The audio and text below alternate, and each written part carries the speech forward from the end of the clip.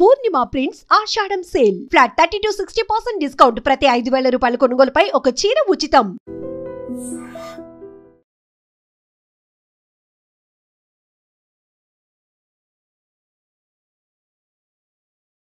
BJP రాష్ట్ర అధ్యక్షుడి ఎన్నికకు సంబంధించి కసరత్తు జరుగుతోంది. దానికి సంబంధించినటువంటి ప్రాసెస్ కూడా షురూ చేసింది కేంద్ర బీజేపీ నాయకత్వం. అయితే తెలంగాణకి సంబంధించి ఆదులోనే ఒక కష్టం ఎదురైంది, ఒక ఆటంకం ఎదురైంది.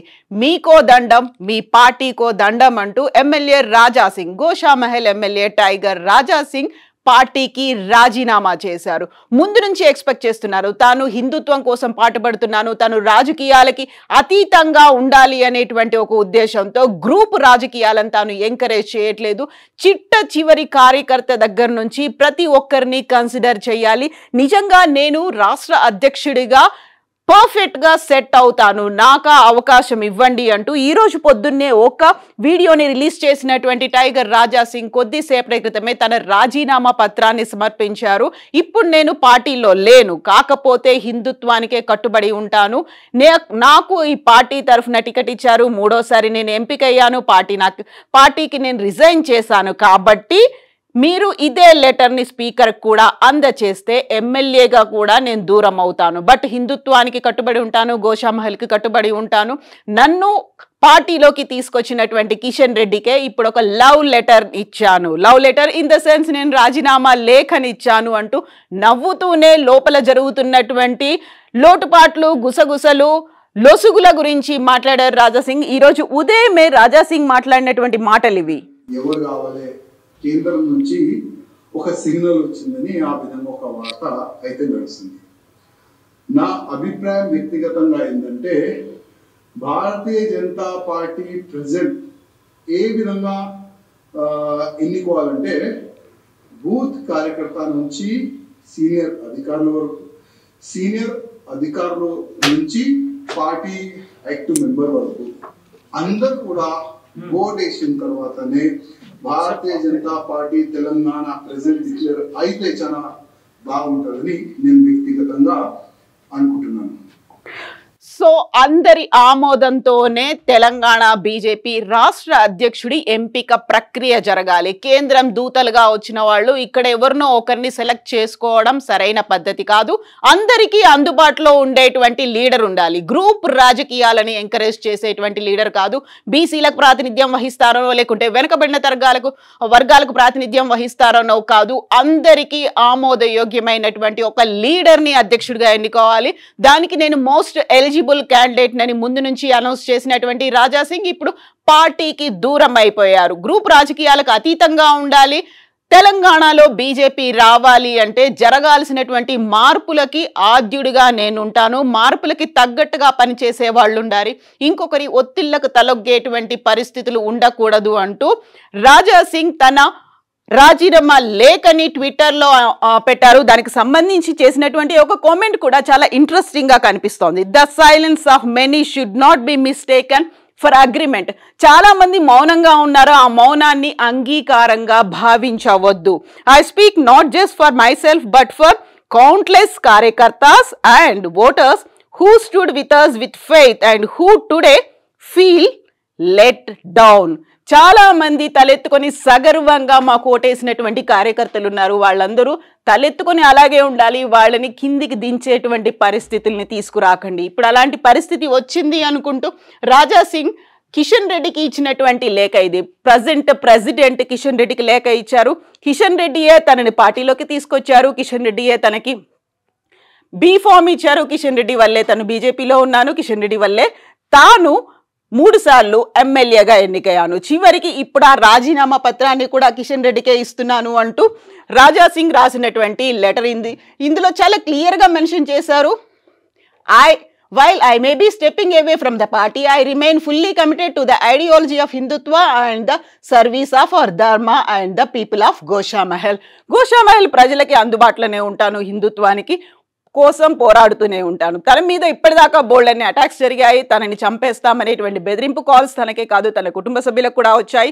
ఎట్ ద సేమ్ టైం హిందుత్వం కోసం తను ముందు నుంచి పోరాడుతున్నాను, పాటుపడుతూ ఉన్నాను, గ్రూప్ రాజకీయాలకు అతీతంగా ఉన్నాను, ప్రతి ఒక్క చిన్న కార్యకర్తకి దగ్గర నుంచి టాప్ లీడర్ వరకు అవైలబుల్గా ఉన్నాను, నన్ను కన్సిడర్ చేయండి అని చెప్తున్నారు. సో ఈ రోజు నామినేషన్లను స్వీకరిస్తున్నారు కాబట్టి తను నామినేషన్ వేయడానికి వెళ్తే కావలసినటువంటి మద్దతు 10 మంది నుంచి రావాలి. కేవలం 3 నుంచే మద్దతు వచ్చింది, మిగతా 7గురిని బెదిరించారు, నాకు మద్దతుగా వాళ్ళు నిలబడకుండా చేశారు. కాబట్టి నేను పార్టీకి దూరం అయిపోతున్నాను. ఓవరాల్గా అయితే తెలంగాణకి సంబంధించి ఈసారి అధికారం మాదే, డబుల్ ఇంజన్ సర్కార్ వస్తుంది అని ముందు నుంచి చెప్తున్నారు బీజేపీ లీడర్స్. ఇలాంటి పరిస్థితుల్లో తెలంగాణలో బీజేపీ అధికారంలోకి ఎలా వస్తుంది? మర్చిపోవద్దు, కేవలం అదే కార్యకర్తల వల్ల తెలంగాణలో 8 మంది ఎమ్మెల్యేలు, 8 మంది ఎంపీలు వచ్చారు. ఇప్పటిదాకా ఆ కౌంట్ కనిపించలేదు. అది కేవలం కార్యకర్తల వల్లే అయింది. అలాంటి కార్యకర్తల్ని దూరం పెడుతున్నారు. అలాంటి కార్యకర్తలకు సంబంధించి వాయిస్ని తీసుకోవట్లేదు. ఇదే ప్రధానంగా అసంతృప్తిని వ్యక్తం చేస్తున్నటువంటి రాజాసింగ్ పార్టీకి దూరం అయిపోయారు. జస్ట్ ఇది కేవలం ఫస్ట్ వికెట్ మాత్రమేనా, లేకపోతే సర్దుబాట్లు, బుజ్జగింపులు ఉంటాయా? గతంలో కూడా రాజాసింగ్ పార్టీకి దూరం అవుతున్నారు, పార్టీ నుంచి వెళ్ళిపోతాను అని చెప్పినప్పుడు కూడా ఇలాంటి సర్దుబాట్లు జరిగాయి. తిరిగి మళ్ళీ పార్టీలోకి తీసుకొచ్చారు. చాలా కాలం పాటు సస్పెండ్ కూడా చేశారు. చివరికి 3rd టైం ఎమ్మెల్యే కాకుండా బీఫామ్ ఇవ్వకుండా కూడా చూశారు. సో ప్రతిసారి రాజాసింగ్ ఇలా ఒక డిసెంట్ వాయిస్ ని పెట్టినప్పుడల్లా ఏదో ఒక అసంతృప్తి, లేకపోతే ఆయనకి ఒక రెబల్ అనేటువంటి ముద్ర ఉండేది. తనకి 3rd టైం బీఫామ్ ఇవ్వకుండా, తను 3rd టైం కంటెస్ట్ చేయకుండా కూడా చాలా కుట్ర జరిగింది. అప్పుడు కూడా పార్టీ నుంచి వెళ్ళిపోతాను, రాజీనామాని సమర్పిస్తాను, కావాలంటే ఇండివిజువల్ గా అయినా ఇండిపెండెంట్ గా అయినా పోటీ చేస్తాను అనేటువంటి వాయిస్ ప్రతిసారి రాజాసింగ్ దగ్గర నుంచి వచ్చేది.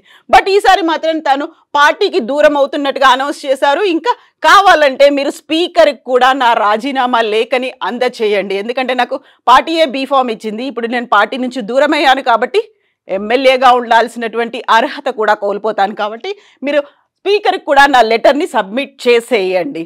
బట్ అధిష్టానం ఒప్పుకుంటుందా? కేవలం రాజాసింగ్ మాత్రమేనా? రాజాసింగ్తో పాటుగా ఎంతమంది ఉన్నారు? ఇప్పటికైతే వన్ అండ్ ఓన్లీ అప్లికేషన్ అనేది వచ్చింది, ఒక నామినేషన్ వచ్చింది మాజీ ఎమ్మెల్సీ రామచంద్రరావు దగ్గర నుంచి.